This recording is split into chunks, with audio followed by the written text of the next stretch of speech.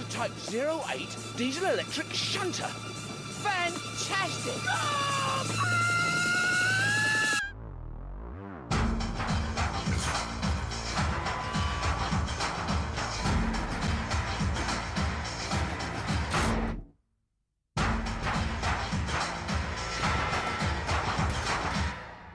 Welcome to a very special Scrapheap challenge, the show that invites everyday Einsteins to build viable vehicles from the dunes of debris that are the heap.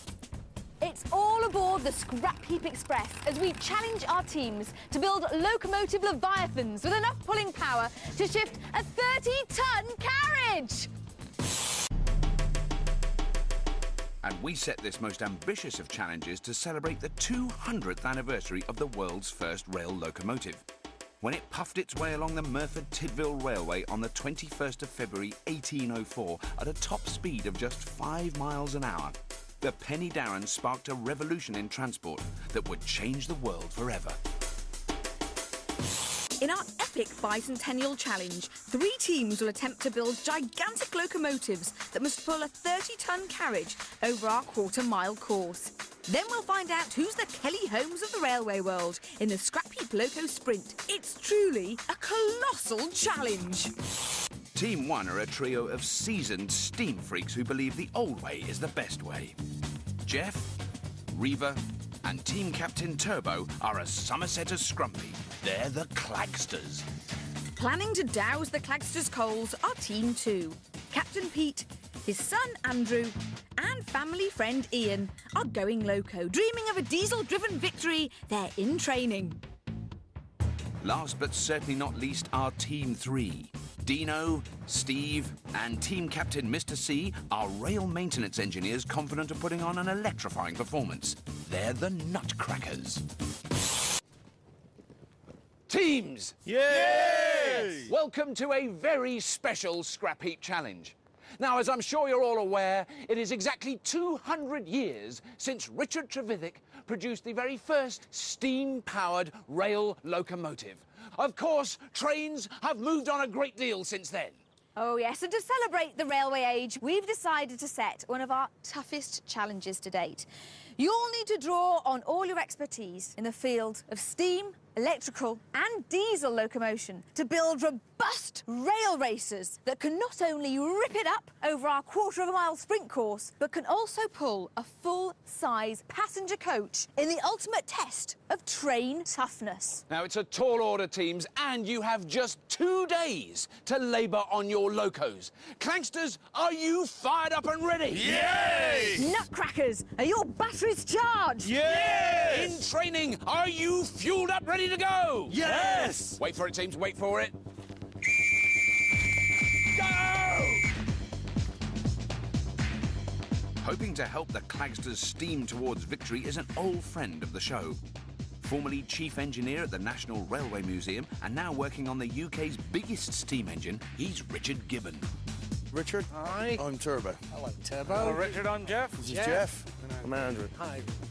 In training can rely on the expertise of a true diesel disciple, a loco builder extraordinaire currently working on new stock for Midland Main Line trains. He's Dave Yates. Right, Dave, gents. Hello, Dave. Yates. Nice to meet you. Yeah, Dave. Ian. Ensuring that the Nutcrackers don't short-circuit is another familiar face. Fresh from building battery electric vehicles for use at the Athens Olympics, he's back on the heap. He's Nick Bell. I'm Nick, I'm your team expert. Hi, Mr. Nick. C. I'm Mr. All C. right. Dino. I'm Dino. Hi, Nick. All right, Steve. Steve. All right. Nick. We've got to build a steam locomotive. The challenge is to build a diesel train. We've got 2 tests to do. We've got a traction test, we've got to pull a big carriage, and we've got a speed test. So we're going to have a boiler on there somewhere, presumably? Boiler.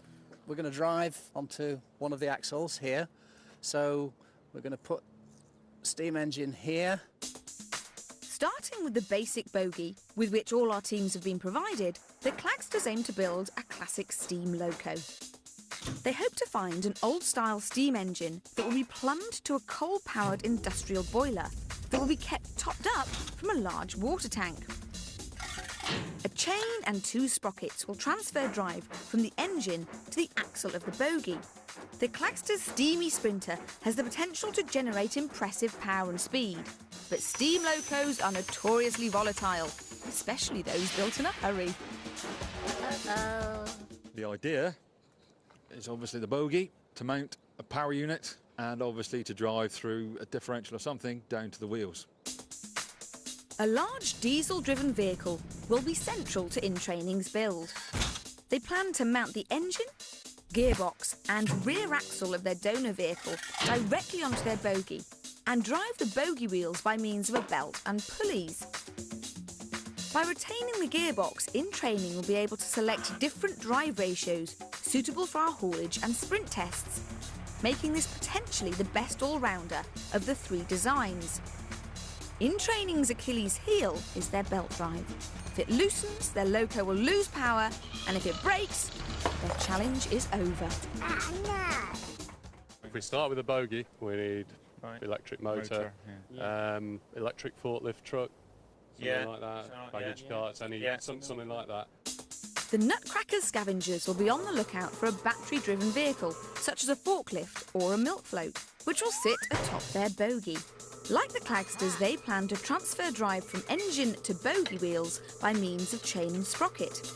This is probably the simplest of the 3 builds, but electric engines are sealed units, and if they encounter any problems, spares will be hard to find and repairs difficult to undertake. That all sounds simple in theory. Yes. Now it's time to make tracks. Key ingredients. Boiler. Boiler, engine, Sprockets. You're going to want an engine with a transmission. Batteries. Electric motor. Yeah. We need valves, we need piping. work. Okay, I think that's the basis of what we need. I think so. Let's go. Let's go. Sprockets and chains first priority.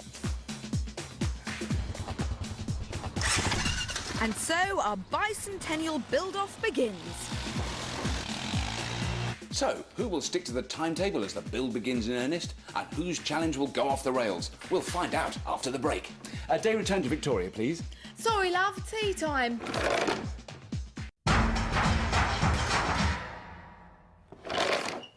Where to, love? Oh, pull yourself together, Lisa. You don't work on the trains. This is Scrapheap Challenge, where our 3 teams have embarked on a great railway journey, building working locomotives from scratch. Now let's go. Is that a single or return? Scrapheap Challenge is celebrating the 200th anniversary of the very first locomotive, and our 3 teams have been given identical bogies and asked to build trains inspired by different eras of the railway age. Representing the golden years of steam are the Clagsters. With their expert Richard, they're attempting to build an old-fashioned steam train capable of competing with rolling stock of a more modern design. Flying the flag for diesel power are In-Training, who are being aided and abetted by expert Dave in their attempt to construct a diesel loco that will be pacey enough to compete in our speed test and strong enough to shift a 30-ton carriage. Representing the modern age of rail transport are the Nutcrackers and their expert Nick. They've rejected fossil fuels altogether and aim to build a loco powered by electricity alone. Well, until these sprockets come, you know, we are really limited. Power from the Clagsters steam engine will be transferred to the axle of their bogie by means of a chain drive. With this in mind, expert Richard and Captain Turbo decide it's time to pile on the pressure. Jeff, Reaver, how are we getting on with sprockets and chains? 1 sprocket. Right, get on and find the rest of them. Good boys, come on. And we want a 7.5 ton lorry wheel, like a Bedford TK, something like that. This may be our biggest build to date, but that's just how the Clagsters like it. The Clagsters, our West Country team of agricultural enthusiasts, are passionate about engines of any kind. From fairground rides to traction engines, Captain Turbo is an all-round mechanical genius. Pretty easy going sort of chap, I said. Right then, boys, that's a lovely cup of tea, but I think you better get back and do something, because I'm just getting a bit lazy here. While Farmer Reaver likes nothing better than driving about on his tractor. He's a big, strong boy, and he can pretty much tackle most things. Final member of the team is expert mechanic Jeff. He looks to be the man with the biggest toy, to be fair. You just give me some gas and a grinder and a sledgehammer, I can pretty much make you anything. I think we'll work as a team exceptionally well. Reaver's full on crazy, so's Jeff. I've always been the boss. At the end of the day, we're just sort of like, you know, we're just going to go there and have as much fun as possible. That's really what it means to us. What have you got there, Reaver? Morning, guys. It looks like to me you've got really the biggest job of scavenging to do, haven't you? You've got a hell of a lot of stuff to get. Yeah, you just don't find a boiler everywhere. No. I can genuinely say I do not know how you're going to do it. But there is something about steam, though, isn't it, that's special? I mean, I think there's going to be a lot of people watching quietly rooting for the steam team. That's it, Yeah, without a doubt. It's something just a little bit different, isn't it, today? Yeah. Sort of, it's come back a bit, steam. Everyone wants a little steam engine drive on a weekend. Yes. Especially with the celebration, you know. I'm fascinated to see what it's going to look like. Us too, yeah. Oh, yeah. In the diesel depot, Pete and Dave have wasted no time in inspecting their bogey's axle. Right, so one option is possibly we could actually a flange to fit onto there. The chaps are pondering how to mount the belt carriers, while scavengers Ian and Andrew begin the hunt for a practical power source. And trust me, if anyone's going to smell diesel on the heap, these are the boys. In Training are the only one of our teams with their own collection of locomotives, thanks in part to Andrew, who caught the bug at a very young age. First started driving when I was 5 and I bought my first loco when I was 13. His long-suffering father, Pete, is team captain. I think you need something a little larger. Yeah, I think so. And with over 25 years rail expertise, knows he's always right. Say if all goes wrong, we tie the expert to the railway lines and just forget about him. Completing our trio of oil-burning bodgers is family friend Ian, who has trains in his blood. I've always been around trains and railways. I'm a fourth-generation railwayman. You know, the photographs of me that tour-like on locos. Andrew and Pete are well used to working together. Let's hope they don't leave Ian in the dark. Hey, In Training, how's it going? All right. OK, so what do you reckon to the challenge? Is it up your railroad? Well, it's doable. We'll see where it goes. Right. See if we can get something to drive it, though. That's the biggest problem. What sort of engine are you looking for, ideally? It's 150-odd horsepower plus, possibly, yes. Because the bogey, we reckon, weighs about 5 tonne. By the time we finish with it, it'll be about 7 tonne at least. Some serious horsepower you're going to need. Do you think time's going to be tight? Do you think it's a lot to do in 2 days? Time's always tight. Yeah, we can do is just see what happens. You know, it's end of the day, you know, hey, inshallah, you know, God's will, whatever happens, happens. Oh, Dean, yeah, we're reprioritising. The most important thing that we need chain and sprockets, right? Get that first. Chain and sprockets, got it. Easy for Nutcracker's captain, Mr. C, to say, but harder for his scavengers to put into practice.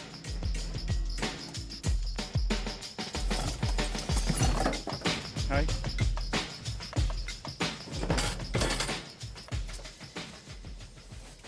Dino!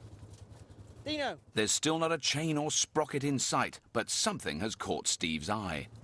There's a motor there. With a brake on it, look. Hello, Andy. It's Dino here. We've located an old milk float right in the back of the heap, but we're going to need some help to get to it. Yeah, OK, Dean, no worries. We'll get a hoister up there and lift it out. So stand by, all right?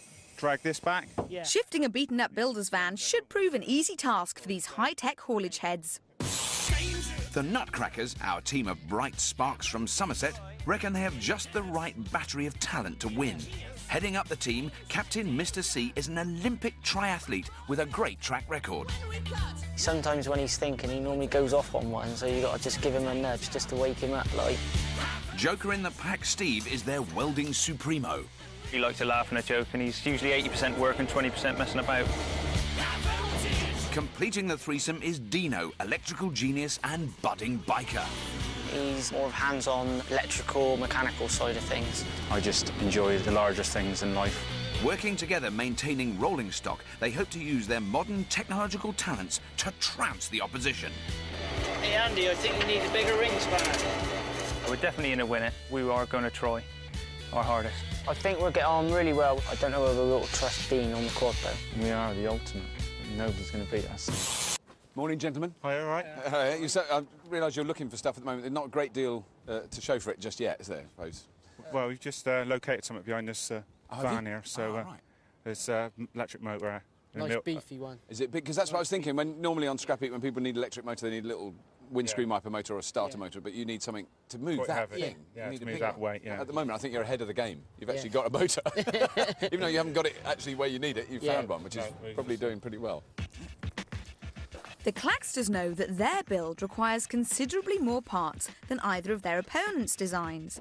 Luckily, scavengers Reaver and Jeff have built up a good head of steam as they scour the heap.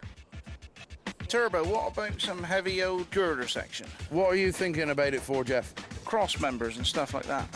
This Hall of Girder section is a real bonus, as it could provide both a means of mounting an engine and also be used to add the weight needed to ensure traction between bogie wheel and track. Regular viewers of Scrapheap Challenge will know that our teams are usually keen to build machines that are as light as possible. However, our trained tinkerers will be keen to add weight to their vehicles. As both bogie wheels and the tracks upon which they'll run are metal, there's a real possibility of their driven wheels spinning when our team's engines are fired up. Weight applied over the driven axle will provide greater traction, an absolute must when you're trying to pull a 30-ton carriage. With the trailer straining, it's time to head back to base with an impressive clutch of components and earn early brownie points with expert Richard. Terrific ballast, and that will be really good for the hooking thing. That's great. There's our handbrake. Absolutely spot on. Brilliant, all these pieces. Right, what are we going to get that tyre off with, Captain? Angle grinder? No, just knock, yeah. Richard has ambitious plans for this lorry wheel, but before he reveals all, Captain Turbo needs to rid the rim of its tyre.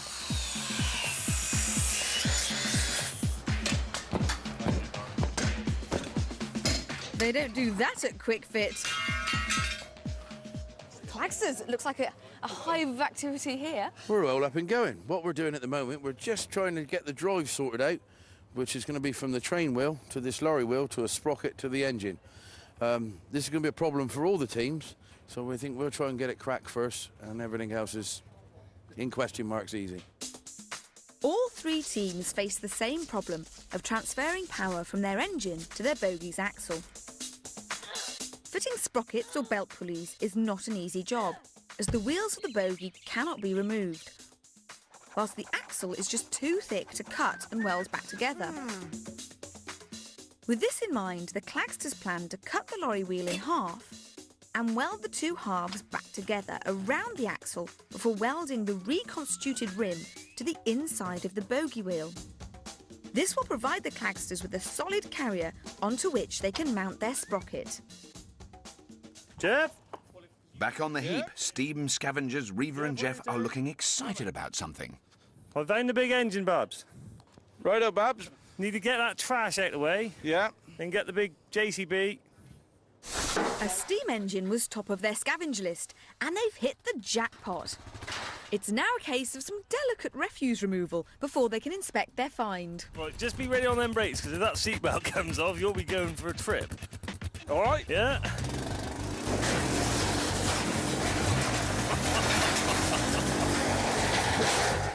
If you think the blue van looks a bit new to be scrapped, you're quite right. It's in perfect working order and belongs to the scrap heap's owner. Oh dear.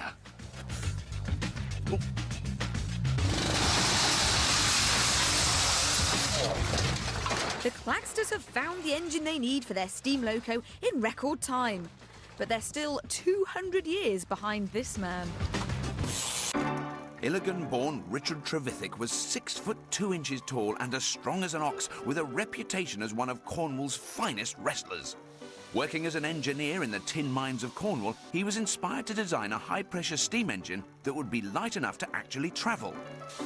The Puffing Devil was a steam-driven road vehicle that was unveiled to the public in 1801. Sadly, the roads of the 1800s were so potholed that the Puffing Devil was unable to travel any distance before getting stuck. Trevithick turned his attention to using his steam engine to drive a vehicle that would travel on rails. After much fiddling, tweaking and tinkering, he was ready to unveil the Penny Darren, the world's first rail locomotive. His work had, however, caught the eye of a certain George Stephenson, who was to develop and improve upon Trevithick's groundbreaking ideas. Along with his son Robert, Stephenson enjoyed great wealth and recognition as a pioneer of the railway age. By contrast, Richard Trevithick died a pauper in 1833. Ironically, his achievements have been commemorated this year on the £2 coin. Can one of you come across and give me a hand? OK, on my way. About 30 seconds, mate. Back on the heap, in-training scavengers Andrew and Ian have found a potential diesel power plant for their loco inside this lorry. Unfortunately, the engine is under the cab, and releasing the cab is proving a little tricky. So how do we get a cab out? Work out how to get the cab up. I would. I think it might be a lift up by hand job. I don't think so, mate. Is there a handle on it then to pump it up? There might be. I'm just trying to look, see if there's anything I'm overlooking. Hang on, cab release is off. With Ian and Andrew having one last crack at unearthing the lorry engine, Pete and Dave can do little but tinker with their bare bogey. Hello. Oh, there's some puzzled looks going on down there. What are you looking at? Well, what we're looking at down here is the actual bearing for the wheel set. Problem is, this is off a passenger carriage, so there's never been any provision for driving the axle. So our fundamental problem is how to get the drive from up here down to something down there. And one possibility is to come in on the end of the axle, where we've got some tapped holes, etc., and a shaft sticking out the end, which is possibly the easiest way of tackling it. Do you think you have an advantage being the diesel team over steam and electric? Pass.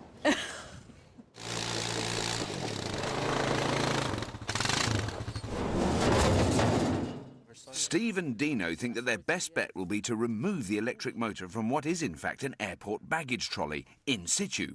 But Nick and Mr. C have other ideas.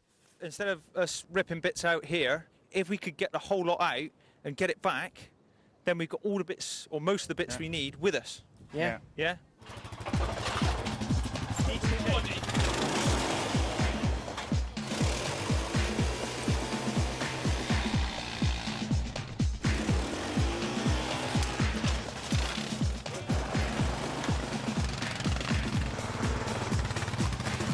She's smoking. First thing, Andy, if we undo those bolts at the back and we undo the force shafts... Morning, chaps. This was described to me as a milk float by your scavengers, but it looks a bit like it would carry some very heavy milk. I think it was a baggage trolley, actually. That's what what we reckon, yeah. What, from the airport where it pulls all the bags on? Yeah. Right. Yeah. But it has an electric motor. Which is actually quite fundamental to what we're trying to achieve today, yeah. And so how much of this will you use then? Will you just take the motor out, or will you use more bits from here? We'll use the controller, we'll take the motor, we'll use the axle, we'll use the coupling. Oh, so you'll use the back axle that's already on here? Use the back axle that's already on there. Yeah, we need that. Yeah. We need the lot, basically. Everything part of the body. Yeah. Right, so you don't know, right. You never know, we might be able to use that, I was just going to say, can you not just stick the whole thing on top? That's just a thought, actually, isn't it? Casting the most highly qualified of eyes over our team's locomotive labours is a man whose childhood obsession with trains developed into his dream job. He's editor of the Railway magazine and all-round train nut, Nick Pygott. So, Nick, welcome to the heat. Very special event, this. 3 teams, 3 trains. All fairly straightforward, really, isn't it? That's the way it may look. But No, I think there's 9 very worried men out there. Yes, I'm sure there are. A lot of stress, and let's get into a few of them. I think the main problem is they're all starting off from the same bogie. The term bogie is it's part of a carriage. Is it? Yes, it the 2 wheels that would have been at one end of a carriage? That's right. It's basically a frame with 2 axles in the frame. You can have an unpowered bogie or a powered bogie. Right. These particular ones came off what's called an electric multiple unit, so they had electric. So they would have been those wheels would have been driving wheels. No, I think they're actually the trailing wheels of an electric multiple unit. Right, Yeah. I see. They've all got the same problem in that the original axle was plain. They can't get the wheels off the bogie because they're too heavy. Yeah. They can't slice through the bogie because it just weaken it. Right. So they've got to design a way of cutting the sprocket and then getting And it then back fitting around. it around that axle. So that axle has to remain intact. Yes. We've been used to seeing, quite large trucks or cars or tractors moving along on Scrapheap, but these are so big and so heavy. I don't think we have any impression of how much pressure is needed to start them rolling. Each bogie weighs 5 tons before they even start. Right. Once they get on the rails, they're going to need all the weight they can on each axle in order to get the grip to pull the coach. Yeah. But is there one team's overall concept that you think is the one that's got the most potential for working? It's quite finely balanced at the moment. It's early days yet.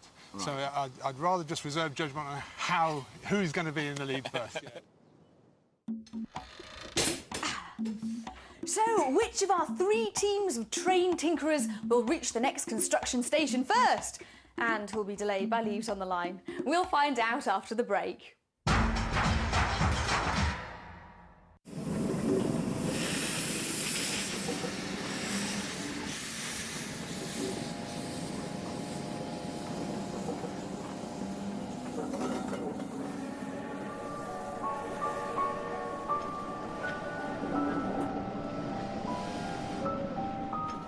Daddy! My daddy!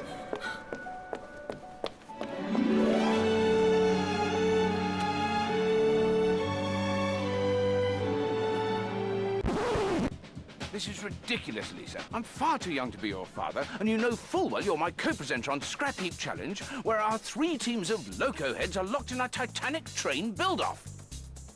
I feel so stupid. He is the one. He is the one.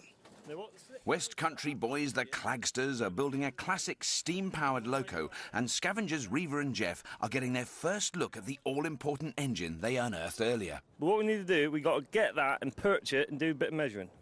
Definite. Yeah, let's get the forklift round here. You need to get the forklift. Yeah. With no major components to work on, Clagsters expert Richard and Captain Turbo have been able to do little but tinker with their bogie. But that's all about to change. Come here, Richard. Richard? Look, that it was in pieces last time I saw it.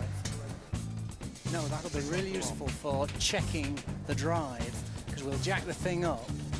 Don't put it in steam then. Put it on the compressed air. It's brilliant, it's perfect, the size. Although the steam engine is a great find, it doesn't completely solve the Clagsters' power conundrum.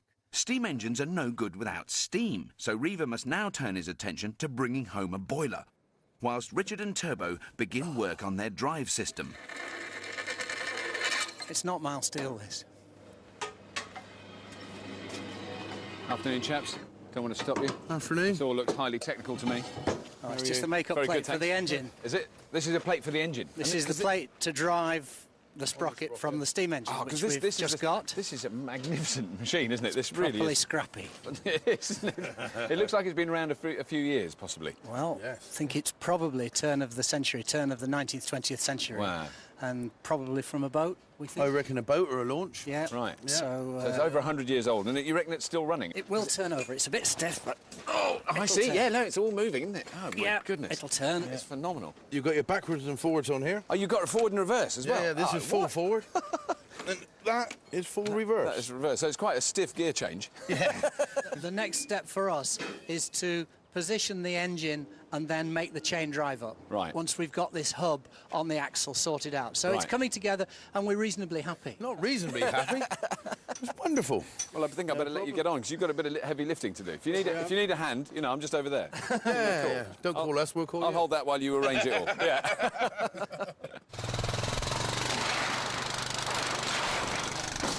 Back on the heap, Reva is budging an old banger in true Clagster style. Ah, what's under here, Reva? Yeah, and what?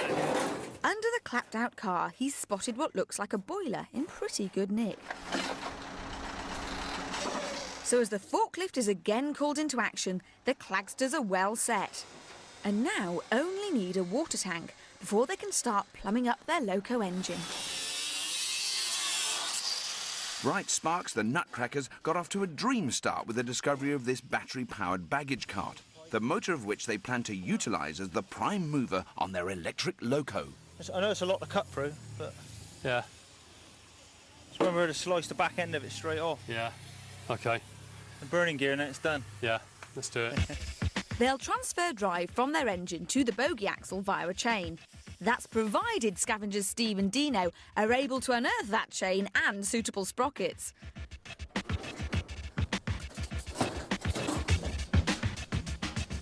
Ha! Dino! We have a cog.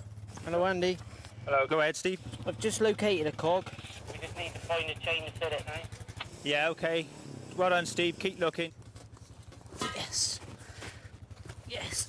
Spot on. Steve's scavenging eye's obviously in. After a matter of minutes, he's happened upon sprocket number 2. Things are looking good for the Nutcrackers. They're the first team to find parts for their drive mechanism. What do you reckon? Aaron, that's quite good. Top man. And with all wires carefully labelled to ensure hassle-free reconnection later in the build, the potentially tricky job of removing the baggage cart motor is progressing smoothly. You got another jack? I can see what it is. Do you want an old tyre under there? We can't do that again. So you reckon the tyre wants to come back? Roll forward. Rolling it out now. Right. We like that, don't we? Yeah. Impressive stuff. But when the chaps come to remove the motor's controller from the cab, they discover a mind-boggling bird's nest of wiring. So if we cut those and pull that out... We can feed these ones out here. Which one is it? See the one I'm twisting? There's only one wire coming out of that lot into there, isn't there? To be honest with you, I think I'd just like to put a burning gear right for everything and not take any cables apart and just burn the lot in half. And the more they unravel and disconnect, the more confusing things become. The other one we cut off was heaters. Lights. Well, I don't know what that one does. That'll be the one thing that stops it working, isn't it? Yeah, it's not very clever, is it? No. Oh, Nick, Mr. C, that's looking slightly complicated. There's more. It looks like spaghetti. It does to us as well, actually. We're wondering what it all actually does. Do you feel like you've really kind of taken a lot more time on this than you'd have wanted to? There's more wires on this than I thought there would have been. There's a lot more wires than you'd ever imagine. There's just little wires going to everything, the little switches that you need to have out in one piece, because without them, they just won't work. What's the advantage of an electric Well, we're engine? hoping plenty of low-speed torque, so we've got plenty of pulling power for pulling the coach, instant torque. Batteries are heavy. That gives us more weight, more traction, so again, that's good for pulling power. Clearly, this is a disadvantage. So look, I'm going to leave you to carry on with it, get the fiddly bit done, and hopefully next time I see you, this will be gone and you'll have all this out. Absolutely. Good luck. See you in a bit. All right, thank you. But if you think the nutcrackers have got problems, spare a thought for in-training. They've still to find the diesel power source upon which their design relies. But is there light at the end of the tunnel? No, just rust. There's obviously the other thing is not a goer, get it out, and what's been... We tried starting it, have we? No, I haven't tried that yet. You do it for a giggle if you want. Give it a blast. Yeah, right. Any fuel in it? Yeah, got some. This tractor is over 40 years old, but beggars can't be choosers. No, he's going to be brave enough to press the start button. Whoa! Right, fair enough. The agricultural rust bucket may not be the proverbial crock of gold at the end of the rainbow, but it has shown signs of life, and at this stage of the game, in training can't afford to be fussy. Let's clear this right the way. Yeah.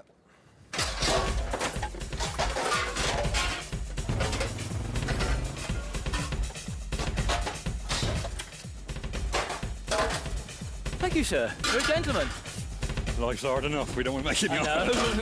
So now it's just a simple case of dragging the geriatric tractor from the heap. Watch out, Ian, you're going to yank strop off when you try that. Wow. Like that, yep.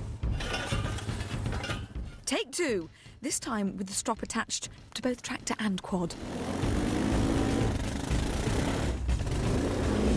And that's going to pull a 30-ton carriage, is it, lads?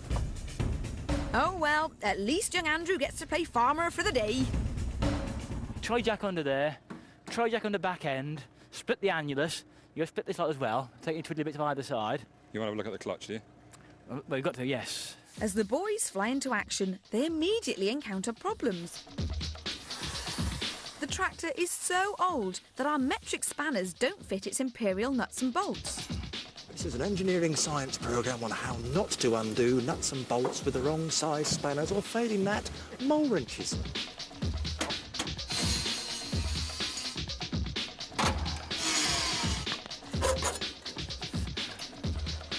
Engine separated from gearbox. Not a good sign. Oh, goodness me. Afternoon, gentlemen. Oh. Afternoon. Oh, because I've only seen this tractor from a distance, and it looked like a tractor, but now I look at it a bit closer, it looks like a fairly rusty... Hulk? A Hulk, yes. Do you think it's going to do what you need it to do? Hopefully we can free the clutch up. Is that what you're looking at the moment? You've got a big problem with the clutch? We thought the clutch itself, the pressure plate might be broken inside, but it's actually the bearing, which is a lot simpler to do. Right. So what is the plan then? So how much of it will you use on the... Everything. Oh, you will use the whole Probably thing? the wheels might disappear. Take the wheels off. But if we can get this to work, right, it'll be to actually get the drive from the axle to the bogey wheels. Yeah, it'll make life a lot easier for everybody. Yes, because what is the plan with that? What are you planning to do? We haven't got a plan really. That's developing that plan. Yeah, that plan is yet to be planned. And if a seized clutch wasn't enough, a closer inspection of the tractor's radiator reveals that years of neglect have left it with more leaks than a Welsh field. These were not quite the scenes we'd imagined when we designed a challenge to honour such a rich history. In the century that followed the pioneering work of Trevithick, locomotives were to develop beyond all recognition from the early iron horses. As steam trains became bigger and faster, tracks began to crisscross the country, allowing goods and raw materials to be easily transported over great distances and ordinary people to travel as never before. The golden age of the railways was typified by iconic locos such as the mighty Flying Scotsman. But by the 1950s, the pressure was on for steam, as more efficient diesel-powered locos began to roll off the production line, leaving only bands of dedicated enthusiasts to keep the steam dream alive. The electrification of mainline services gave rise to the high-speed trains that are now the mainstay of railways both here and abroad. In the 200 years since Trevithick started the ball rolling, we're now able to travel further and faster than ever before. Well, sometimes. So Nick, we're over halfway through the first day's build, and I mean they have done an enormous amount. All the teams, it seems to me, yes, have achieved a lot. It didn't seem as though they were doing a lot in the morning, but of course they were scavenging then. Yeah. I've been absolutely amazed at the progress that's been made this afternoon. It's getting very exciting actually. It's poised on a railhead almost because the lead keeps shifting. The diesel boys, on paper, they've got the easiest job of the lot because they've just got to basically link their diesel engine up, get it fired up. But they encountered the most incredible problems. Shortly after we spoke, they found that the clutch of the gearbox would jam. It completely seized, and they thought they were going to have to just dispense with it and find out some other way of transferring the power from the engine. But they literally separated the tractor, put a gas flame onto the seized clutch and freed it by heating it up and hitting it with a hammer. So, you know, you must give them credit for that, I think. Absolutely. You know, so they've come from nowhere, and now they're sort of back in contention again. But in the meantime, the steam boys, the Clagsters, they've actually, they've come on by leaps and bounds. I want to put this on there now. Do you want to be my welder? I'll be your welder. I'll be your welder if you'd like me to. They've got the more straightforward job to do now because as long as they follow, you know, good engineering principles, there's no obvious sort of obstacle in their way. Doesn't this look brilliant? What's he done? It's a proper job, isn't it? We need to do nothing else to that. Of the three teams, they're the most enthusiastic, and they've worked out in advance better than the other two, I think. So they're actually ahead. In terms of physically moving things into position. They've actually got the boiler lifted onto the bogie now, almost as we speak. But of course, they've got a long way to go. So much more they've got all the pipe work to rig up, you know, and that's pressure vessel pipe work. So they've got to be very careful with what they do. Before the competition started, I thought the battery boys had the most straightforward job to do. In that all they had to do was literally link up the battery to the motor to the wheels. They've actually got their motor out and their differential out, and they're now sort of ready to load that onto the bogie. It does strike me that it would have been a lot easier for the Nutcrackers to have put the whole machine that they got on top of it. I think so. I think they're going to find they need the weight, but they've made their bed. They've got to line it. They may find that they can use the weight by welding it onto other parts of the bogie anyway, and that would distribute the weight more evenly. So they're going very, very slowly at the moment because they've got this wiring to contend with, and I don't think they expected to find quite so much wiring. But presumably, if they hadn't taken the whole thing to pieces, they wouldn't have to worry about the wiring. That's the irony, isn't it? Yeah, rather unfortunate. Yeah. As the sun sets over the heap, it's full steam ahead for the Clagsters. They've got their hands on an animal feed hopper, which with minor modifications will become their water tank. OK, push him on forward, Jeff. In case you're wondering, Richard hasn't shrunk. That's a very big spanner. Can I come out, please? Don't worry about groaning it off, man. Captain Turbo is applying his usual softly approach to creating a chimney for the boiler. Ready for this one, Jeff? Yeah, I'm ready for it. Whilst the erstwhile expert puts the finishing touches to a spinning handle that will allow him to regulate steam entering the engine. But even Richard isn't perfect. Right, this is classic because this is the expert making a cock-up. Because what I've done, I'm trying to make this arm move in an arc using this screwed rod. And what I've done is put lock nuts at that end, which anchors that end, and I've put lock nuts there, which anchors that, and it's a complete cock-up, and it doesn't work. We got a little word for that, haven't we? No, we won't use it. Having failed to patch up their tractor's perforated radiator, in training have decided to cast their net for an alternative cooling system. And this family 5-door has provided just that. Better still, Andrew has spotted a pulley that could prove useful for his team's belt drive. OK, yeah. OK, yeah. In the wine bar. Yeah. Back in the build area, the mood has lightened. Right. Thank you. With the clutch functional, it's time to reunite the tractor's engine and gearbox. I'm trying just to lift that linkage up slightly. There's no time to celebrate. Fixing the clutch has cost valuable time, and the guys need to be in a position to get their power source onto the bogie by tomorrow morning at the latest if they're going to finish the build on time. Have we got fuel in there yet? I'll tell you what, I bet the tap's done. Success! The diesel engine has started and the all-new cooling unit is fixed in place. Well, almost. Hey! I think that just dropped on the fan. Is that strap? Over the wall, the Nutcracker's run of bad luck continues. We've got problems, Nick. What? Bottom brush box is hanging off. The boys elected not to mount the whole of the baggage cart on their bogie, and they may regret their decision, as they appear to have damaged the motor when removing it from the chassis. Broke right off for the... Inside an electric motor, 2 fixed conventional magnets sit around 3 magnetic coils. When an electrical charge is applied to each coil in turn, they become live magnets and are repelled by the conventional magnets, rotating the drive shaft. Power is supplied to the coils by 2 sprung contacts, known as brushes. Sadly, one of the Nutcracker's brushes has been damaged and is no longer in contact with the coils. No contact means no charge. No charge means no motor.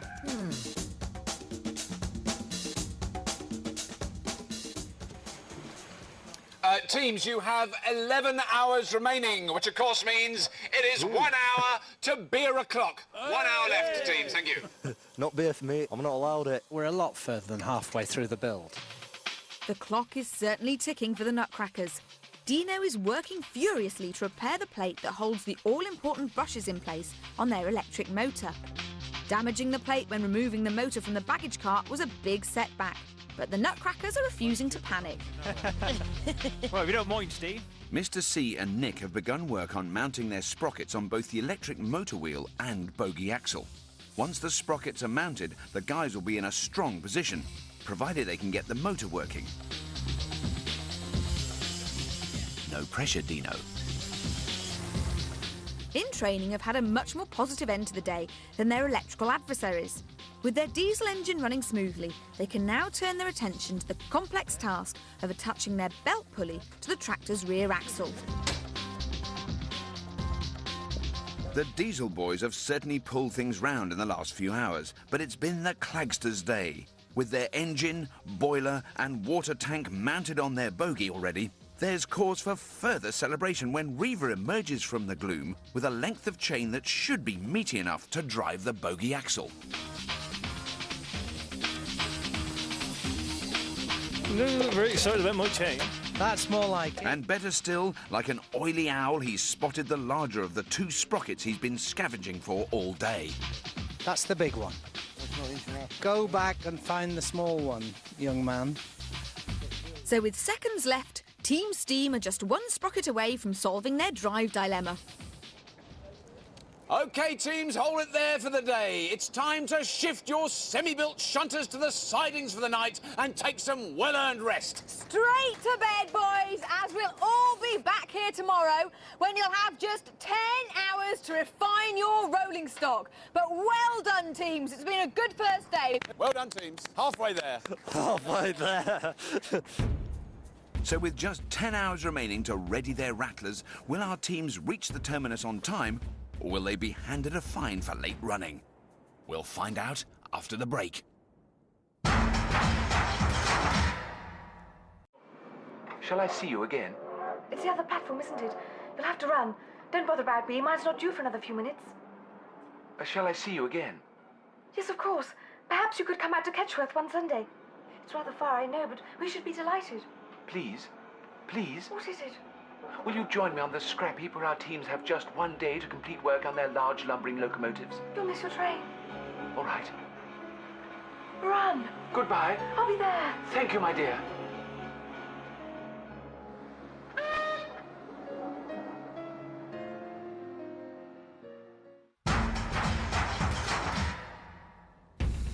So our 3 teams of intrepid engineers return to their build areas, understandably weary after yesterday's exertions. They'll need to get those stiff muscles moving though, as the scrap heap clock is about to start ticking again. You concentrate on the pipework a minute and we'll concentrate on some other jobs. Does it look any better in daylight? No. No. Welcome back, teams. Now, on the sound of the whistle, you may return to your task of transforming trash into trains. Remember, teams, you have just 10 hours to ready your rail racers for tomorrow's test. Hooray! 10 hours. Right, dear. you're going to sort the chain out, find the sprocket. Yeah. See if we can do it, Dale. We'll grab the electrical box. Right away. I'll see you in a bit. Yeah, cheers. What do you reckon? With the build back up and running, rumours of underhand tactics begin circulating round the heap.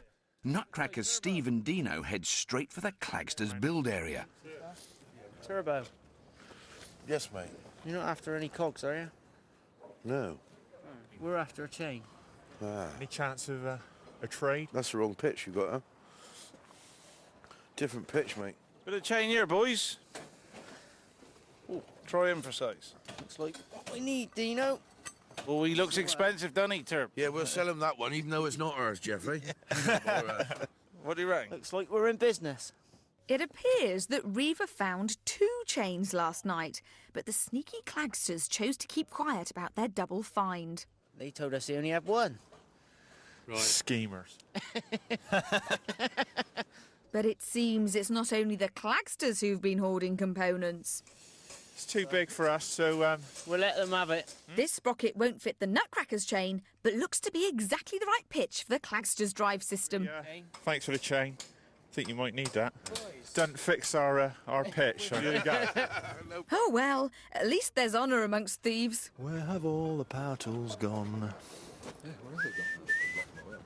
Away from the sprocket skullduggery, in training are employing more conventional scavenging methods, and the hard graft pays off as Ian and Andrew unearth a belt of the correct width for the pulleys they scavenged yesterday.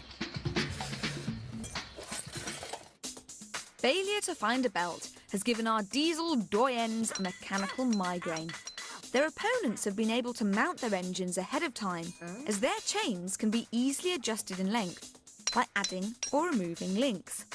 Unlike chains, belts are non-adjustable, and in training have been unable to mount the engine on their bogie as they've not known what distance they needed to leave between their pulleys to ensure correct belt tension. Even now they've found the belt, engine position will be critical, as the belt length cannot be altered to make up for even minor miscalculations. Hey, Pete. Acting time, present for you. Look excited. Oh, thank heavens for that. Hooray. At least it's tight, it's safe after all. With the belt delivered and time slipping away, the boys must now get to work on readying their bogie for the engine.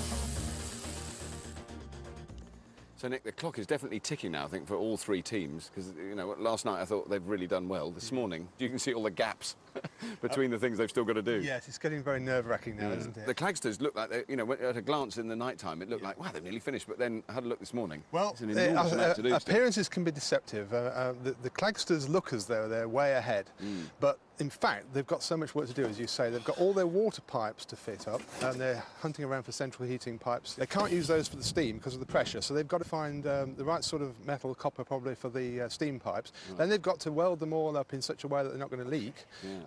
So that's going to take an enormous amount of time. With half a day left, you know, it could be that they're overtaken by one of the other teams. Right.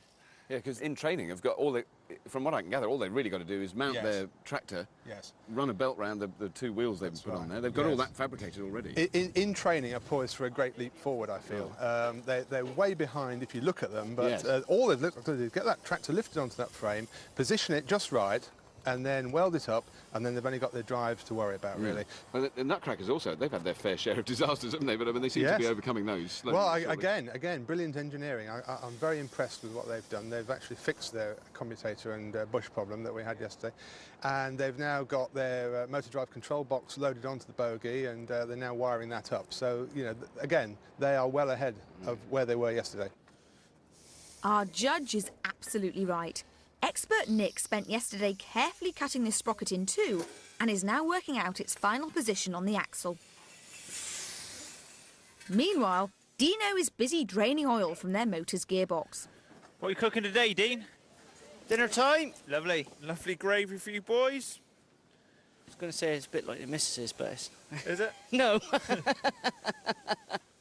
Well, it's not as Kill lumpy me. as that. No. Oh, you're dead. You're dead. For sure. With the oil drained and Steve in the domestic doghouse, Dino's keen to gain access to the motor's differential gear. A differential allows two driving wheels to turn at different speeds when a car turns a corner. This is because the outside wheel must travel further than the inside one.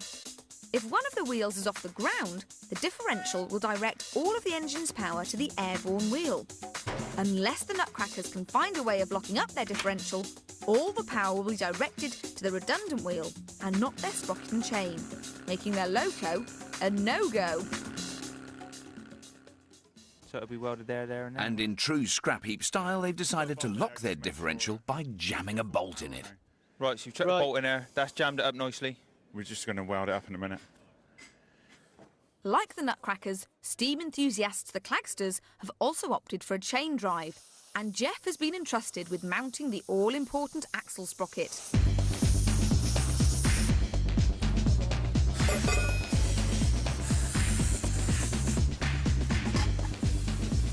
He needs to tip back towards the wheel. Are they flush with me nuts?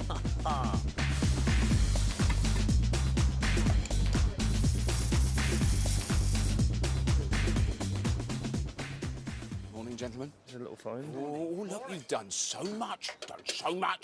Well... The clock is ticking now, isn't it? Yeah, I can tell you've got your work less than cut 7 out. hours, but we've got the pinion, this So that- sprocket now right. firmly fastened to Right. the axle. That was the big worry. Right. The pipe work is our next opportunity, crisis, whatever you call it.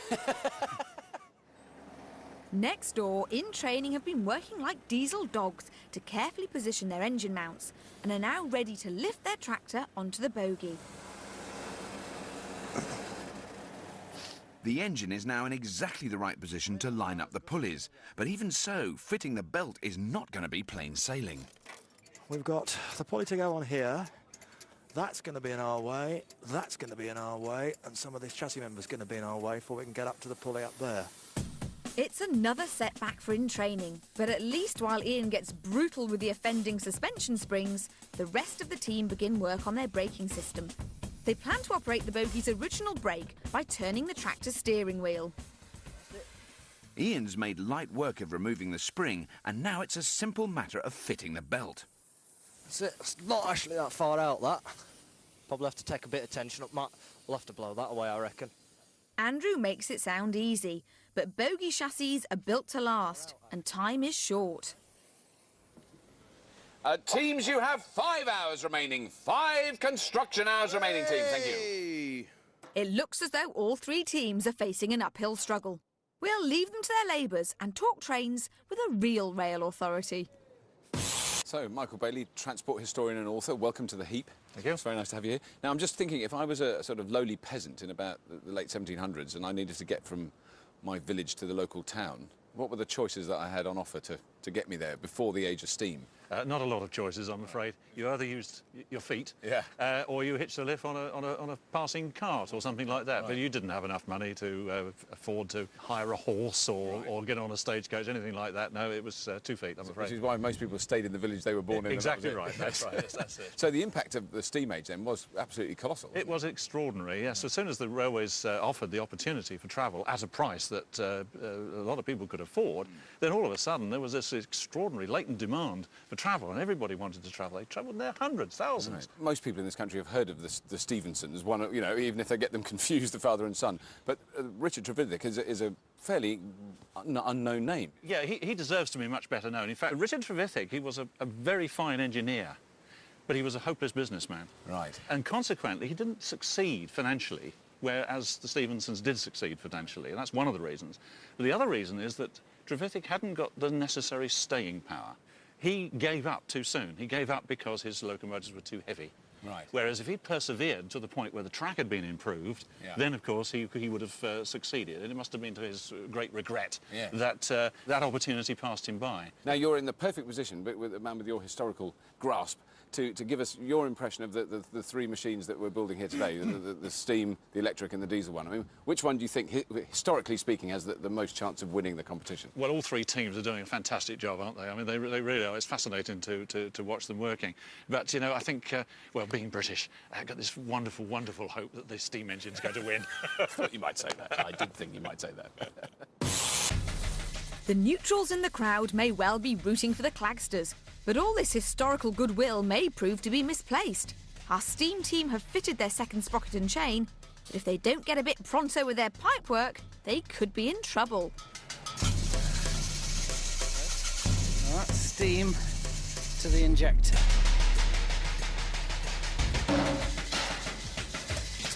Multitasking here. Multitasking? Are you multitasking over there, Jeff? What's multitasking? It's the management fart speak for people doing more than one job. It's what engineers have been doing all their lives. The Clagsters always knew that theirs was the most complicated of the three builds. Multitask they might, but with a mountain of pipework still to contend with, perhaps we can begin to understand why the age of steam came to an end. The Nutcrackers don't have to worry about plumbing, and with their battery safely back on board, it's a simple case of connecting it to the motor and ensuring she's a runner. Got the right hand there, have you?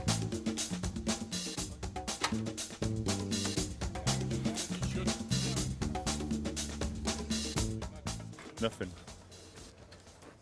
With less than 4 hours left, the Nutcrackers will have to pray that this is the result of a dodgy connection and not the faulty brushes they thought they'd fixed this morning. Ready for a try, Dino? Handbrake's a bit tight. Yes! Yes! Absolutely fantastic. What a relief. Ideal. Relief all round. So what was the problem? Hey, Nutcrackers. Afternoon. Is everybody getting a bit peachy over here? Just a little bit. Yeah. Nick, that is the biggest smile I've seen on your face since you've been relief, here. honestly. I just have visions of spending hours going through all this spaghetti trying to get it to work, but we don't have to do that now. We plugged it in, switched it on, nothing.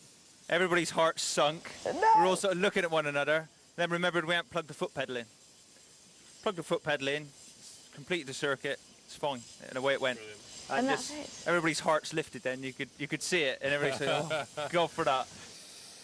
Well, I think it's fair to say, Nick, it's been a quite extraordinary build, isn't it? I mean, they've done an amazing amount in the time allowed. I'm absolutely full of admiration for all three teams, Rob. Not just this afternoon, but over the 2 days. I'm awestruck by it. Yesterday, the in-training team got their tractor engine running, but today we've had an even bigger breakthrough in that the Nutcrackers connected up their battery to their motor and it runs. All right. So the only engine we actually haven't had running now is our steam boys, the Clagsters. They haven't actually got theirs going. No, but then you would understand that. They have actually introduced some quite interesting innovations. They've erected a bicycle on their bogie. The bike is operating a pump.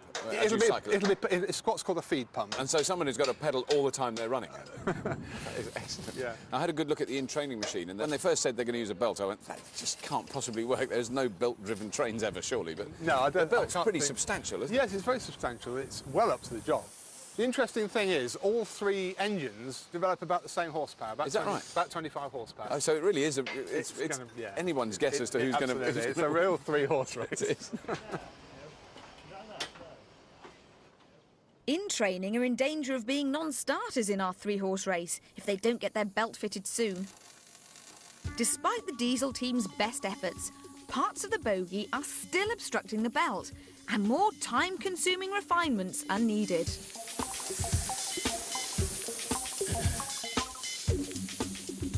Yeah, we need to cut more off there, particularly if we extend. Okay. And we need to cut more off round there. Round where? Round there? Yeah. I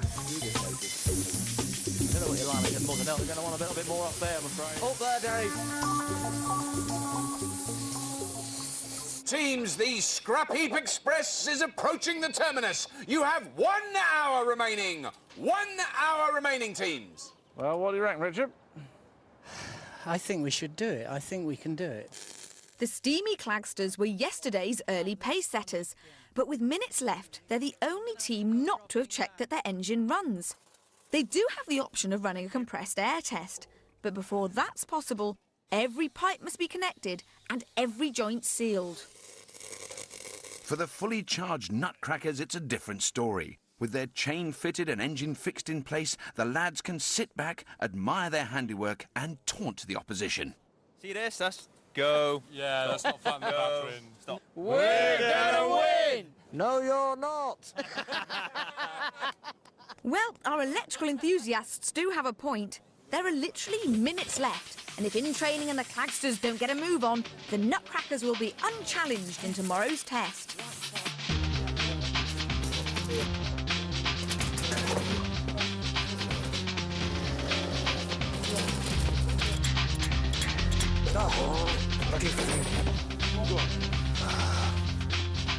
He's coming up. He's coming up. So you got just over 20. Let's go with it. Ready? Yep. 3, 2, 1.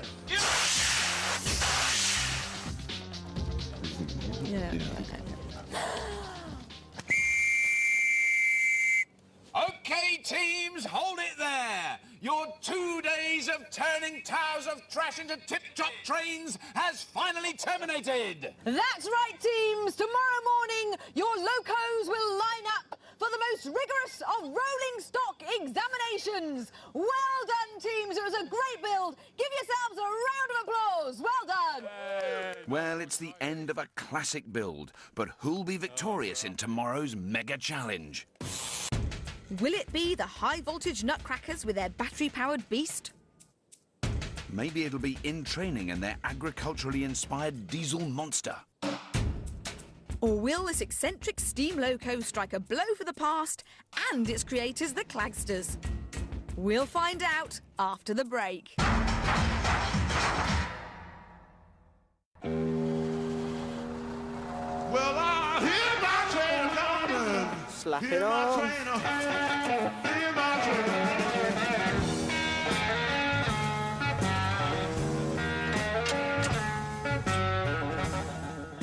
Welcome back to Scrapheap Challenge, where the weather has taken a traditional turn and our 3 teams are refining their railway races before running in one of our toughest tests to date. First up for our teams is the ultimate haulage test, as we challenge their locos to pull 30 tonnes of railway carriage over our quarter-mile course. After that, it's on your marks for the railway sprint, as we test our team's locos for sheer speed. As the Scrapheap shunter sets the carriage for round 1, the teams take time to fine-tune their locos, as our judge looks forward to what promises to be a day of terrific train time trialling. I don't know if it was raining on the day of the original rail trials, but it's certainly a little bit damp today, isn't it? It's very damp. It's such a shame after the glorious 2 days during the build. Greasy rails are worse than wet rails. These are pretty wet, so they may have to use sand to get a grip when they first start. Right. So there's 2 parts to the test. There's a speed run and a pulling the big carriage one. Yes. I mean, is there a team that you think's got a definite advantage with one and less with another? I'm going to go for the Nutcrackers for speed. Right. I'm going to go for the Clagsters for haulage, though. Right. They've got a very beefy machine there. There's a lot of heavy engineering they've put on it. They're really going for that haulage record. Right. Nick fancies the Clagsters to be head haulage honchos, but it's our electric enthusiasts, the Nutcrackers, who are first to shackle up to the 30-tonne carriage. But will their recently repaired electric motor stay the course? Whoosh. We're going to melt the rails. Yeah. Nutcrackers, it's only a 30-tonne carriage. Away you go!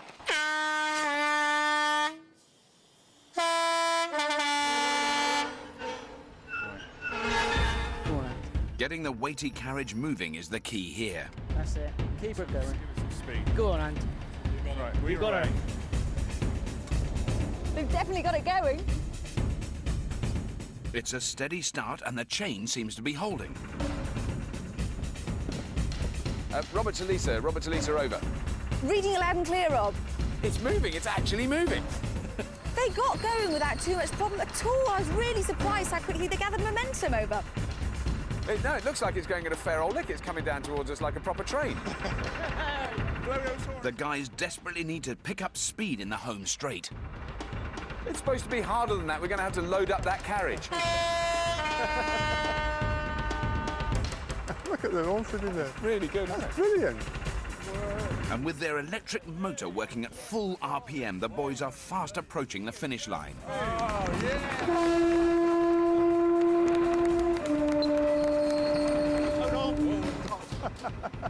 Rogers to Llewellyn, you reading me over? I read you loud and clear, Lise. That looked like an incredibly impressive run. Did you have the time on it? Yep, the Nutcrackers scored an amazing time of 1 minute 42 seconds on their first run. I'm very, very impressed. Well done, Nutcrackers. Well, I'm very impressed. That's set quite a thing for the rest of them to keep up with. That applause was spontaneous. Yeah. I really felt pleased for them because they worked so hard, haven't they? Yeah. Well, the Nutcrackers have certainly got us off to an impressive start. Now it's the turn of In Training to fly the flag for the diesel age. But will their bodged belt drive cope with the torque of the tractor? In Training, don't spare the horses, it's the carriage pull! Attention!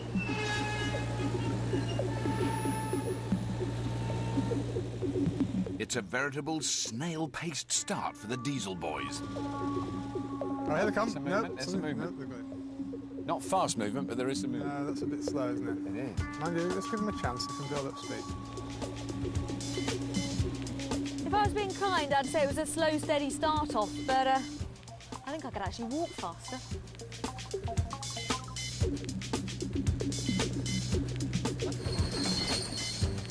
At least the belt's staying on. Yeah, I think the others were here by now. I think they were. This is where the Nutcrackers began to really pick up pace. Now, this sounds like a few old diesel shunters I've heard in my time. Chugging away very well. Yeah, chugging's the right word then. And after what seems like a lifetime, In Training are finally in sight of the finish line.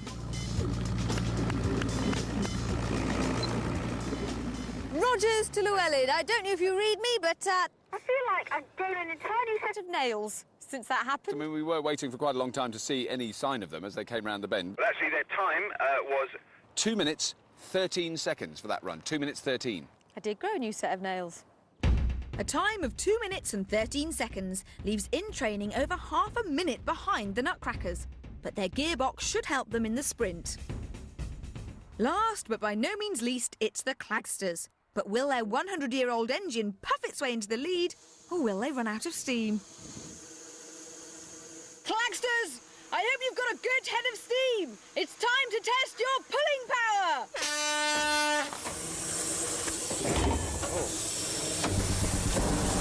That was actual puff. I definitely saw a puff. Yeah, there's definitely some white... It's puffing. A plume of white smoke behind that tree.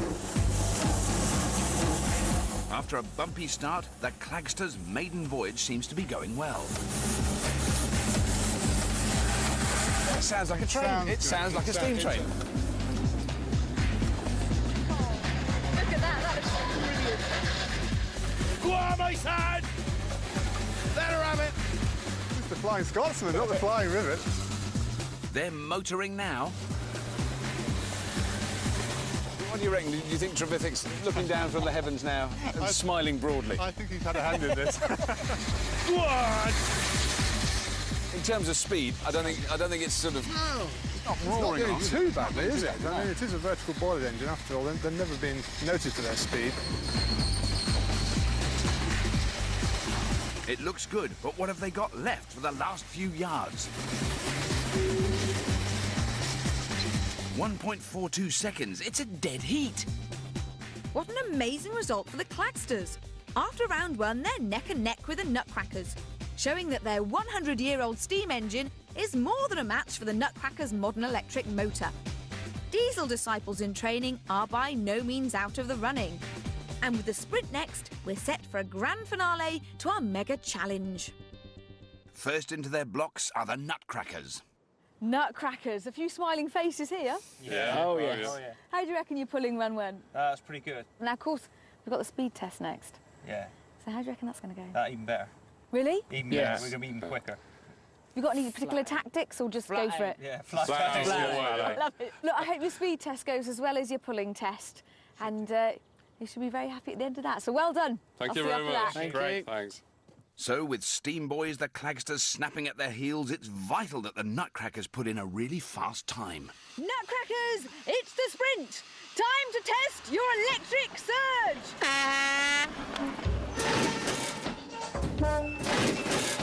What was that? I don't know. What was that? Could have been the pins on his weapon. The Nutcrackers heard that worrying crunch, but decide to stick with it. He's right open. Where do you go? Oh, that's hurting. I think the Nutcracker's going to be a really hard team to beat. That's pretty good. That's not bad. That's not bad. I reckon that's 15 to 20. Judge Nick always tipped the Nutcrackers for the sprint, and they're not disappointing. As they fly towards the finish line, it looks like an excellent run. They're really enjoying themselves. But that looked fantastic, Over. Yeah, there was I predicting that they wouldn't go much faster. They've gone a lot faster. They did that run in 1 minute and 2 seconds. Yeah, man, the Nutcrackers are sweet. Get it? Sorry, terrible joke. 1 minute 2 seconds is a fast run, and when added to their carriage pull, the Nutcrackers' combined time of 2 minutes 44 seconds looks pretty unbeatable. In training, we're trailing after the carriage pull and have nothing to lose as they prepare for the sprint. So, Andrew, what did you reckon to your first pulling test? I think we did quite well. We got up to N, which is a good thing, but didn't know if we'd quite get there. OK, so you reckon this is going to be built more for speed than for pulling? We'll see. Well, very best of luck. The sun's come out for you. Yeah, we need So, it. cross fingers, you'll be able to get up a good speed for the end. Yeah, OK. Good luck. See you later. See Good ya. luck, boys. So it's do or die for the diesel underdogs. In training, it's time to fuel your ambition with the sprint. Go for it! See if they appear any faster this time. As expected, it's full diesel ahead. Fair play, they're going at a right old whack. We just lost brakes, guys. Don't worry. Keep going for it. I'm not slowing it down. They're going much, much faster, aren't they? Just go for it. Definitely, that's a huge increase in speed, isn't it? But with no brakes, it would be. The finishing post is in sight, and it looks like an impressive run. But of more immediate concern is how are they going to stop? Yeah. Lisa to Robert, can you read me? I think that run was a lot faster than the last one. Over. Yeah, that run was indeed breathtakingly fast. They actually completed the course in 1 minute and 9 seconds, and the only problem was that they didn't stop completing it once they went past the finish line. They actually disappeared out of view, but we have heard a reliable report that all crew are safe and well, but a little bit further up the track than they meant to be. The good news is that having experienced brake failure in training have come to a halt on a bridge over the A48. The bad news is that although their time of 1 minute 9 seconds is a respectable one, it's not good enough to beat the Nutcrackers. In training's diesel dreams are over. That means only steamy speedsters, the Clagsters, now stand between the Nutcrackers and victory. Well, Turbo. Hello.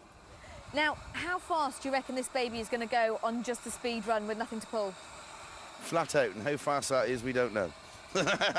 Any ideas? 20 miles an hour? Maybe a little bit more, hopefully. Brilliant. But we really don't know. Well, I can't wait to see how fast she goes. I really can't. Thank you. She's making a lot of noise. I think I better let you get back to her and get her primed and ready for the speed run. So good luck. I'll see you in a bit. Clagsters, they say the oldest are the best. Prove it in the sprint. Go on. Go on, give it to her. Come on, Richard. Jeff knows it's going to take something special to beat the Nutcrackers. Look at them go! They're giving it everything. I reckon they've got this. That steam engine is operating at full capacity.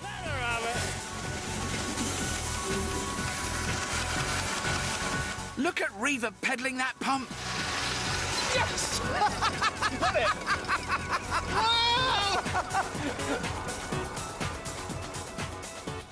Robert Talisa, over. I read you loud and clear, Robert. What's happening? Well, I've got some amazing news, basically. 200 years after Trevithick's steam locomotive, the Clanksters have just passed the finish line in exactly 1 minute. 1 minute. They beat the Nutcrackers by literally 2 seconds, so steam has won the day. It may have looked as if the Clagsters' loco was about to blow at any minute, but by pushing their puffing princess to the limit, they've beaten the Nutcrackers by just 2 seconds to record a most fitting victory in this bicentennial year. Well, teams, the last 3 days have seen probably the biggest, certainly the heaviest, and one of the best scrap heap challenges ever. I think you've done the memory of Trevithick proud, so I think you can be incredibly proud of yourselves and give yourselves a round of applause. Well done, all the teams.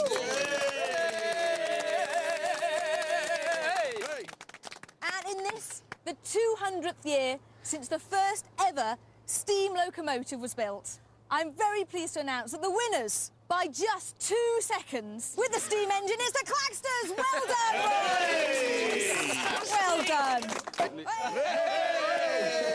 That's it for this epic scrap heap special. So join us again next year for some more titanic tinkering. And you can find out more about the locomotive at channel4.com/scrapheap. Next tonight, Samira Ahmed and Bridget Nzekwu with the Channel 4 News.